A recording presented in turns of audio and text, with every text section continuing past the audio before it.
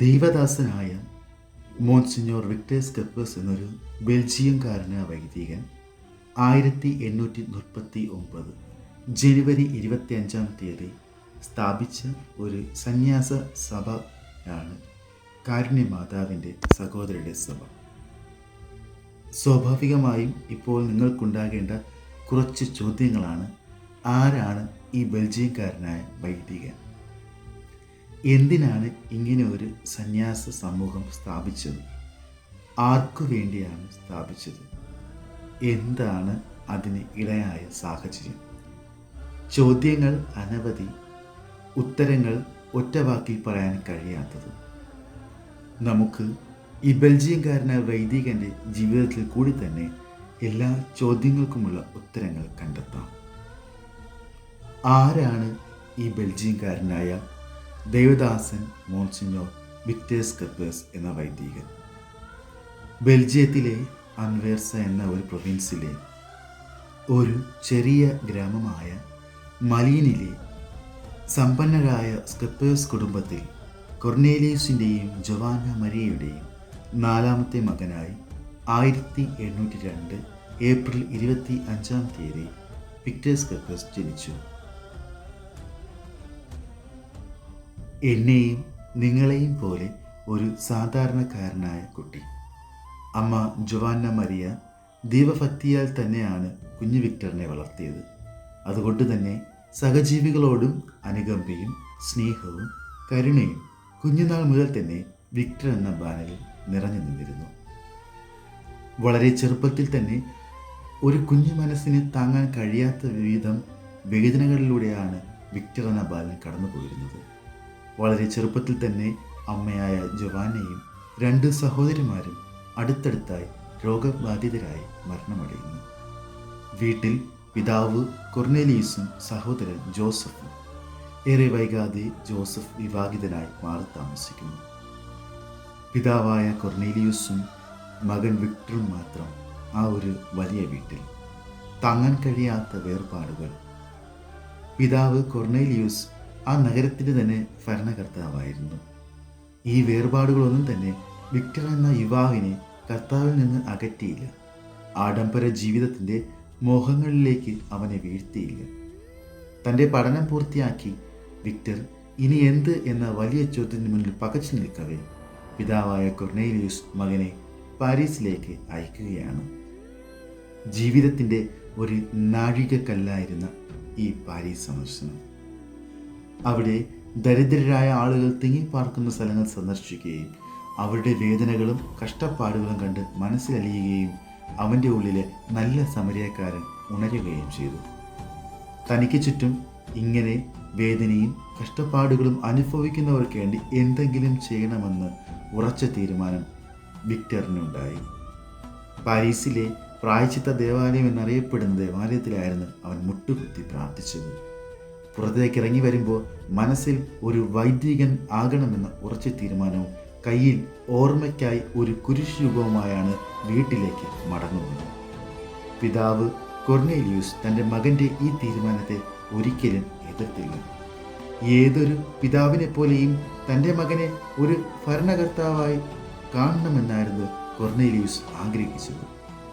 എങ്കിലും ദൈവഹിതത്തിന് പൂർണ്ണ മനസ്സോടെ കൊർണേലിയസ് സമ്മതം മൂളി. 1832 ഏപ്രിൽ 13 വിക്ടേഴ്സ് കപ്പേഴ്സ് ആർച്ച് ബിഷപ്പ് സ്ട്രെക്സിൽ നിന്നും തിരുപ്പട്ടം സ്വീകരിച്ചു. ഏപ്രിൽ മാസം 25 തൻ്റെ പ്രഥമ ബലിയർപ്പണം നടത്തി. രൂപതയിലെ സ്കൂളുകളുടെ ഉത്തരവാദിത്തമായിരുന്നു വിക്ടർ എന്ന നവവൈദികനെ കാത്തിരുന്നത്. സ്കൂളുകൾ സന്ദർശിക്കുക, ശരിയായ രീതിയിൽ മുന്നോട്ട് പോകുന്നുണ്ടോ എന്ന് മനസ്സിലാക്കുക. ഇതായിരുന്നു അദ്ദേഹത്തിൻ്റെ പ്രധാനമായ ഉത്തരവാദിത്തം. അതേസമയം വിക്ടർ അച്ഛൻ ഒരു കാര്യം തിരിച്ചറിഞ്ഞു: നിരവധി കുട്ടികൾ കുഞ്ഞു വയസ്സിൽ തന്നെ പഠനം നിർത്തിവെച്ച് ജോലിക്കായി പോകുന്നുണ്ട് എന്ന്. കാരണം കുടുംബങ്ങളിലെ ദാരിദ്ര്യം തന്നെയാണ്. എന്നാൽ ഇതിന് വിക്ടർ അച്ഛൻ കണ്ട പരിഹാരമായിരുന്നു അവധി ദിവസമായ ഞായറാഴ്ചയും ഉച്ചഭക്ഷണത്തിൻ്റെ ചെറിയ ഇടവേളകളിലും അവരെ പഠിപ്പിക്കുക എന്നത്. ഇത് വിജയകരമായി കണ്ട വിക്ടർ അച്ഛൻ തൻ്റെ പിതാവിൻ്റെ സഹായത്തോടെ 1835 ഫെബ്രുവരി 2 കാരുണ്യ മാതാവിൻ്റെ പേരിൽ ഒരു സ്കൂൾ ആരംഭിച്ചു. തൻ്റെ വൈദിക ജീവിതം ഇങ്ങനെ കുട്ടികളും അധ്യാപനവുമായി മുന്നോട്ട് പോകുന്ന വേളയിൽ ബെൽജിയത്തിലെ വിൽവൂർട്ട് ജയിലിൽ സേവനം ചെയ്യുന്ന ഫാദർ വാൻഡൻ ബ്രാൻഡൻ 1837 മാർച്ച് 25 മംഗളവാർത്ത തിരുനാൾ ദിവസം വിക്ടർ അച്ഛനെ ജയിലിലേക്ക് സന്ധ്യാപ്രാർത്ഥനയ്ക്കായി ക്ഷണിച്ചു. വിക്ടർ അച്ഛൻ്റെ ജീവിതത്തിലെ മറ്റൊരു നാഴികക്കല്ലായിരുന്നു ഈ ജയിൽ സന്ദർശനം. അന്നത്തെ ജയിൽവാസികളുടെ അവസ്ഥ വളരെ ശോചനീയമായിരുന്നു. ചെറിയ മുറികളിൽ വൃത്തിഹീനമായി ആരും ശുശ്രൂഷിക്കാനില്ലാതെ തിങ്ങി പാർക്കുന്ന അവസ്ഥ. വിക്ടർ അച്ഛൻ്റെ മനസ്സിൽ ഇവർക്കായി എന്തെങ്കിലും ചെയ്യണമെന്ന ഒരു ആഗ്രഹം മാത്രമായിരുന്നു ജയിലിൽ നിന്ന് പുറത്തേക്കിറങ്ങുമ്പോൾ ഉണ്ടായിരുന്നത്.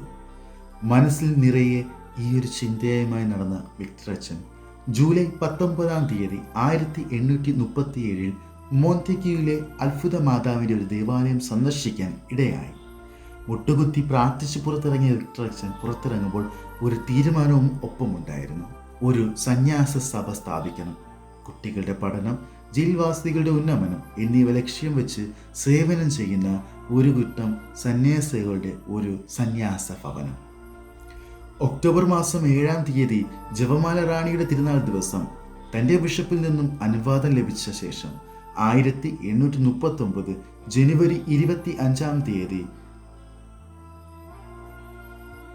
വിക്ടർ അച്ഛൻ സ്ഥാപിച്ച സന്യാസ സഭയാണ് കാരുണ്യ മാതാവിൻ്റെ സഹോദരന്മാരുടെ സഭ.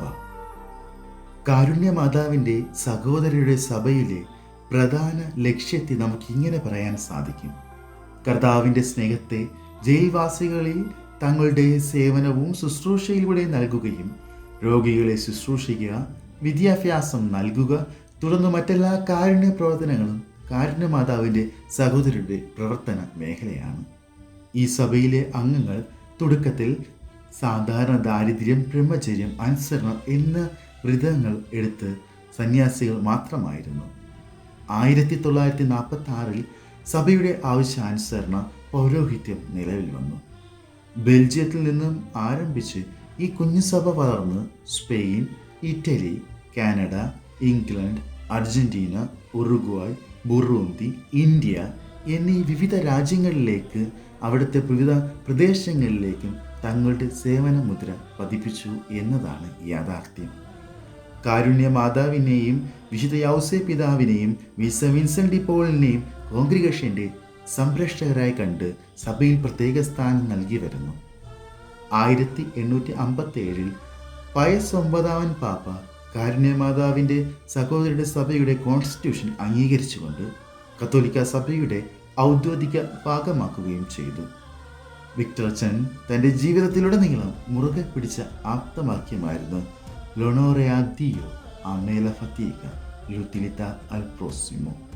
ദൈവമേ നിനക്ക് മഹത്വം, എനിക്ക് അധ്വാനവും ഫലങ്ങൾ മറ്റുള്ളവർക്കും.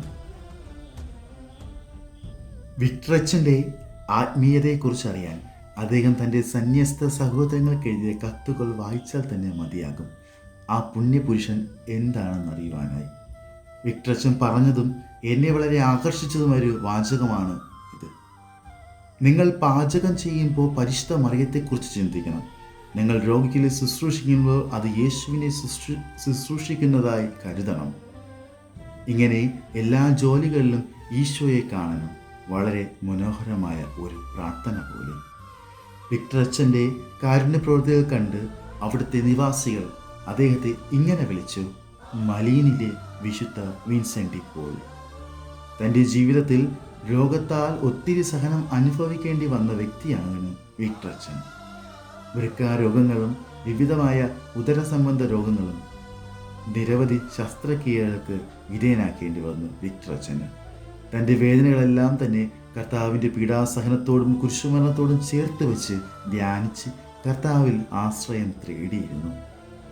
1877 മാർച്ച് 7 അദ്ദേഹം മരണത്തിന് കീഴടങ്ങുമ്പോൾ പോലും വിക്ടർ അച്ഛൻ്റെ നാവിൽ നിന്ന് ഉയർന്നത് മാതാവിനോടുള്ള പ്രാർത്ഥനയായിരുന്നു. 1987 മാർച്ച് 16 വിശുദ്ധ ജോൺ പോൾ 2 പാപ്പ ഈ പുണ്യജീവിതം നയിച്ച മനുഷ്യനെ ദൈവദാസനായി പ്രഖ്യാപിച്ചു. ഇന്ന് കാരുണ്യമാതാവിൻ്റെ സഹോദരരുടെ സഭ Italy, Belgium, Argentina, Uruguay, Canada, India എന്നീ രാജ്യങ്ങളിൽ വിവിധ പ്രദേശങ്ങളിൽ തങ്ങളുടെ സേവനം അനുഷ്ഠിക്കുന്നു.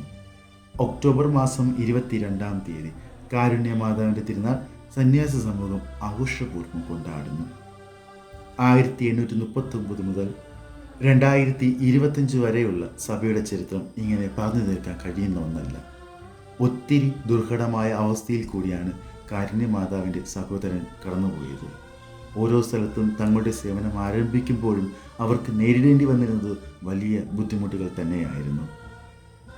1854 ബെൽജിയത്തിൽ നിന്നും പൈസ് 9-ാം പാപ്പ കാരുണ്യമാതാവിൻ്റെ സഹോദരരെ ഇറ്റലിയിലേക്ക് ക്ഷണിക്കുമ്പോൾ അന്നത്തെ സുപ്പീരിയറായിരുന്ന പൗളോ ദെ പോർത്തൽ തൻ്റെ ഡയറിയിൽ ഇപ്രകാരം കുറിച്ചു: എൻ്റെ രാജ്യം എൻ്റെ അനുസരണം എന്നെ അയക്കുന്ന ഇടമാണ്. എൻ്റെ വീട് എൻ്റെ സഹായം എവിടെ ആവശ്യമായിരിക്കുന്നോ അവിടെയാണ്.